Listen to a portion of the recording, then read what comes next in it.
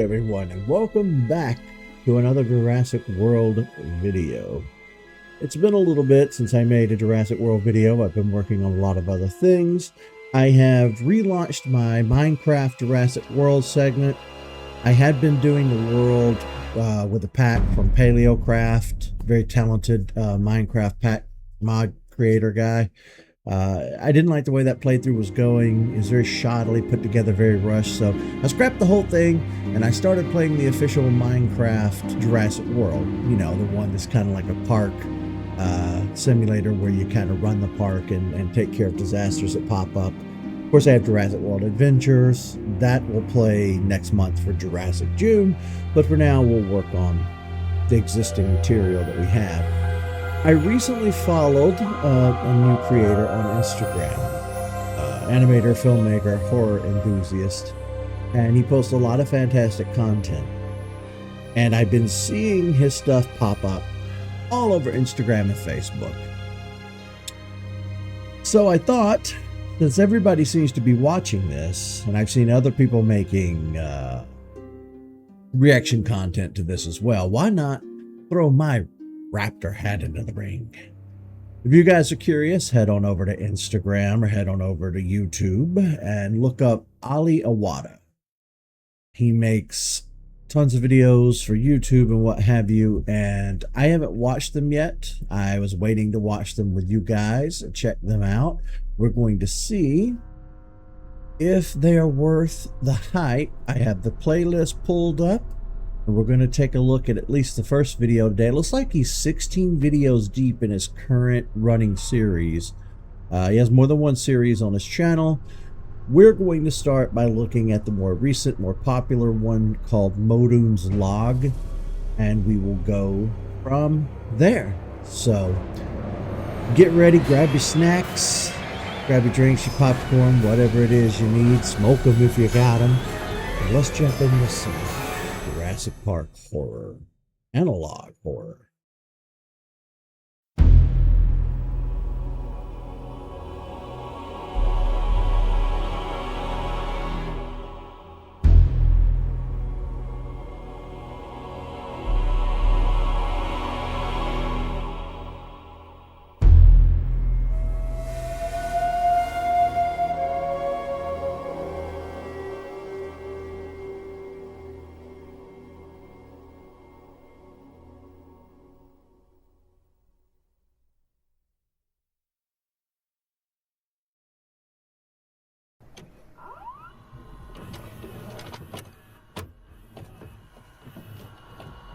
For training purposes only.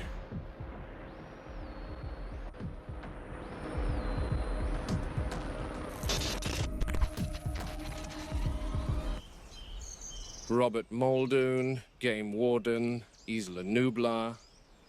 Feeding procedure for Velociraptor anteropis. The date is September 1st, 91. I'm standing here at the raptor enclosure prior to the evening feeding cycle. I will now document the feeding process, which I think is not as efficient as I would like. There are...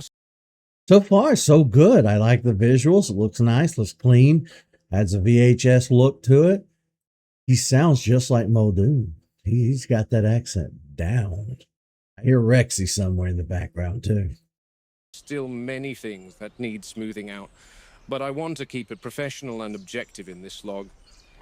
Here, at the entry gates, we have a staggered system whereby doors can only be opened once further doors have been locked, similar to the double doors of a walk-through aviary in any zoo, where visitors close one door before opening the other to prevent birds from escaping. The birds in here, however, won't just escape, they'll gut you to death. But like I said, the system needs refining. As it stands currently, only selected carnivore handlers and myself are permitted to feed the raptors. Let me show you how that's done. The authorized handler will use his swipe card to enter the buffer enclosure with a live animal, usually a cow. We've tried feeding the raptors beef, lamb, chicken, pig, you name it, but they won't touch the stuff. They need living prey because they want to hunt. They want to coordinate and take down a live animal. So we've resorted to bringing in a cow or a goat once every 3 days or so. The handler will lead the cow into this enclosure. This buffer enclosure is double fenced with a steel barricade internally and then a 10,000-volt electric fence externally, mounted on concrete slabs which extend 10 feet underground to prevent the raptors digging. You know what's crazy to me?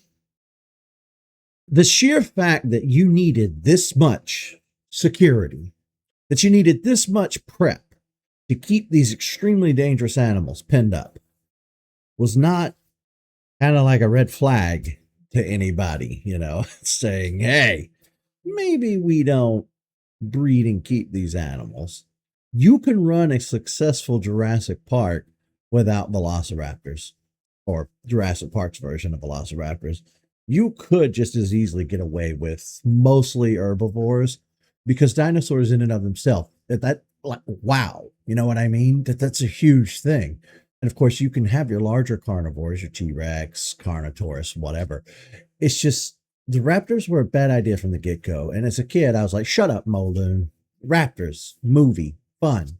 But, as an adult, I think I understand more deeply now why this was the worst conceivable thing they could have done was the raptors.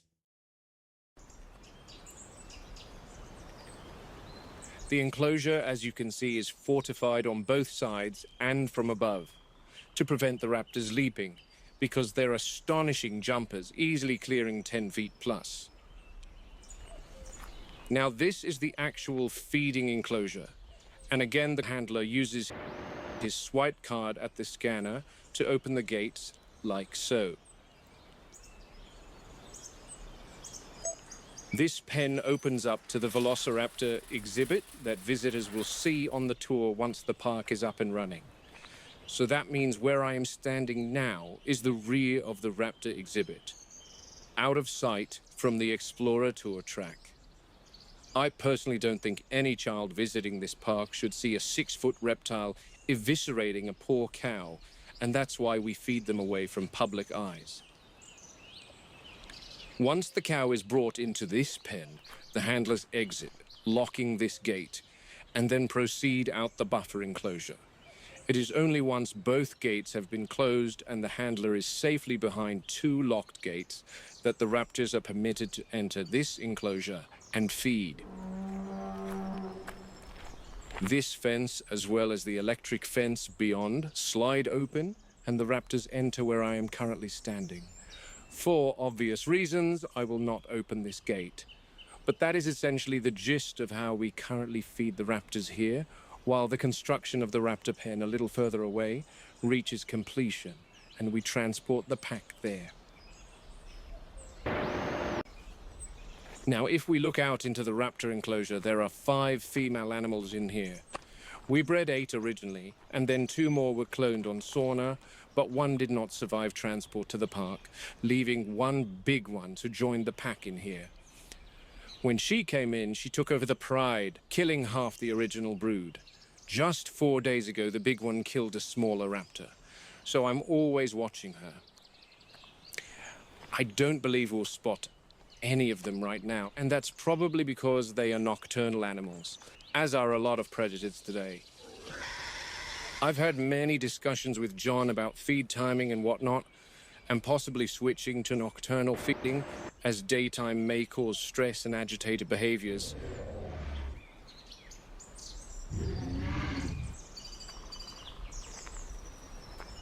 The last thing we want is an agitated velociraptor, believe me. And on that note, that completes this log of the feeding procedures. What the? Is that another? Shit. What is? So as I documented earlier this afternoon, another raptor was killed. She was removed from the enclosure by a chopper, which was a disaster. She sustained a massive laceration to her underside and bled out. My guess is the big one took her out, but the enclosure cameras didn't catch it. There's only so many cameras you can place across an enclosure the size of several football fields covered in dense vegetation. That's true.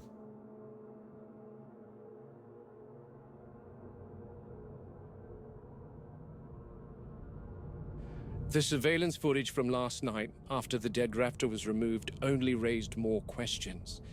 I noticed the remaining 3 females being very busy, but I couldn't spot the big one. Anyway, another one down. 4 remaining raptors. I'll document the raptor pack dynamics tonight. They're bound to change after another member dies.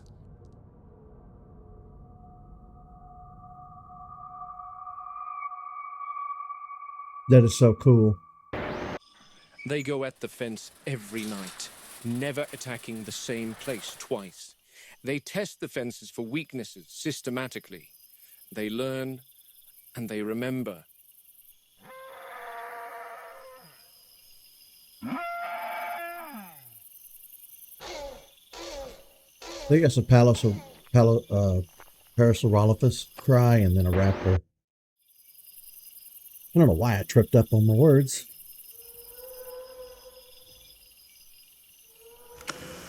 That big one is a real problem. She's costing Hammond hundreds of thousands.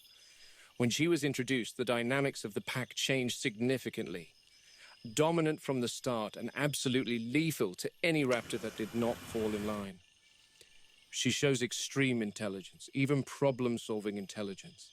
Look at her. That one, when she looks at you, you can see she's working things out.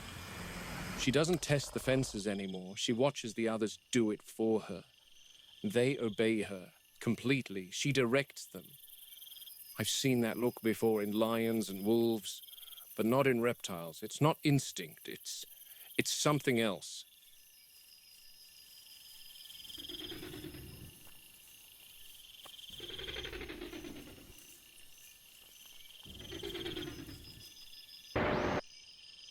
She's making plans at the moment, and the other raptors are awaiting instructions. This is the big one in the back. And now that they know there's something in the feeding enclosure, we might get to see what I came here for. Their communication is far more advanced than reptiles of today. There's verbal cues and sounds, but there's also eye movements and tail twitches. One thing about the big one is she's fairly stoic in her communication style. She's aggressive when she wants to be, but is not as animated as the others. She'll stand still and stare directly into your eyes for hours. The others I describe as more bird-like in their behavior with erratic movements. Oh, here we go. She's chosen one of them, and they're off.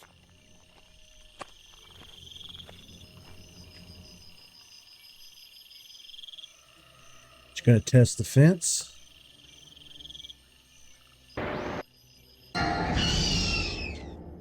These 2 are a few years older, and they seem to be the most loyal to the big one. They seem to be quite obedient to her. But where did she go? See, that's what she does. She gives out orders and then sits back and watches. She's a foreman. And these 2 clowns do her bidding.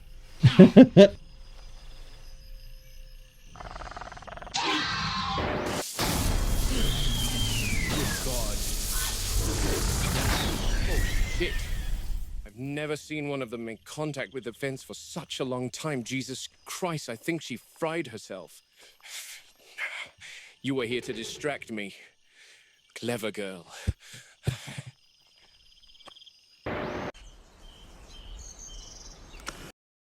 So far, I think my only real criticism is maybe don't use the lines from the film itself. Because even though we all have catchphrases and things that we say on repeat, it's a little distracting knowing that that's stuff he'll say again a year later when Hammond brings in Grant and the others. But so far, I really like this.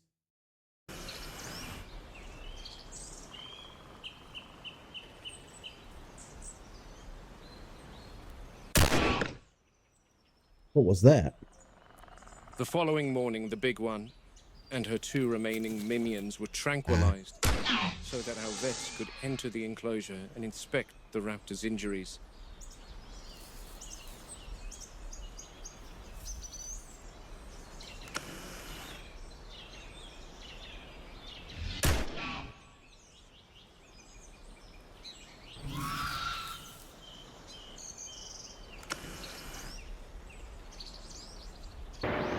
She sustained third-degree burns to all 4 limbs and lacerations to her mouth before being hurled some 40 feet away from the electric fence. She smelled of charred meat. Consequently, she died. This raptor in particular was far younger than the others. My guess is the big one picked on her specifically to test another region of the electric fence. This one mustn't have had the experience that the other raptors had and couldn't manage to execute the task without frying herself in the process. I would almost feel sympathy for her if I didn't have an obsessive need to have them all destroyed before one of them eventually figures out how to escape their enclosure. The sedated raptors were moved from this enclosure to a far more reinforced pen. Unfortunately, that wasn't without another casualty.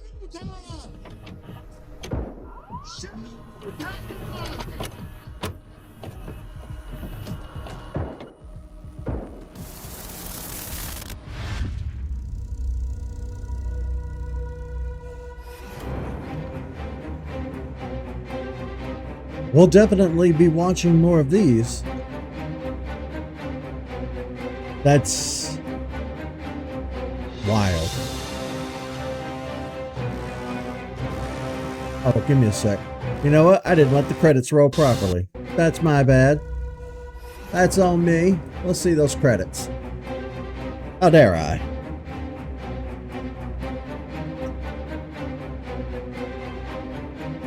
They zoom by, so you'll have to pause if you want to see them.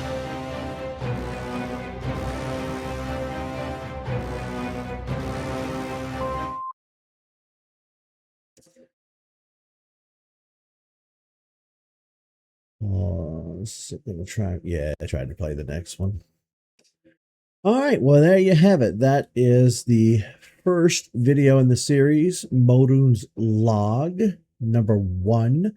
This is Jurassic Park found footage from the YouTube channel Aliawada. I think he's a talented individual. I think that was great. I can't wait to watch the others. We have 16 of them so far. Now, there are a few other series on this channel that we can watch too. I think I may have done some Jurassic Park analog horror in the past. I'd have to go back and double check my playlist to make absolutely sure. If not, then congratulations. You are now going to get to enjoy a really neat thing that you can find on YouTube, not just with Jurassic Park, but just in general. Analog horror is a thing on YouTube, and they're all great, and I love them. I'm a big fan of the liminal space posts on the internet, and a lot of times it kind of shakes hands with the horror genre, and I then learned about, the analog horror stuff, like, ooh, we found a VHS tape and it's spooky and get ghosts or monsters on it or whatever. Kind of like the whole Blair Witch Project movie. So, anywho, that's going to do it for this episode. Thank you guys so much for being here and checking out a new Jurassic Park video on my channel. Be sure to head over to his channel and subscribe as well. And that's going to do it for me for today. See you, folks.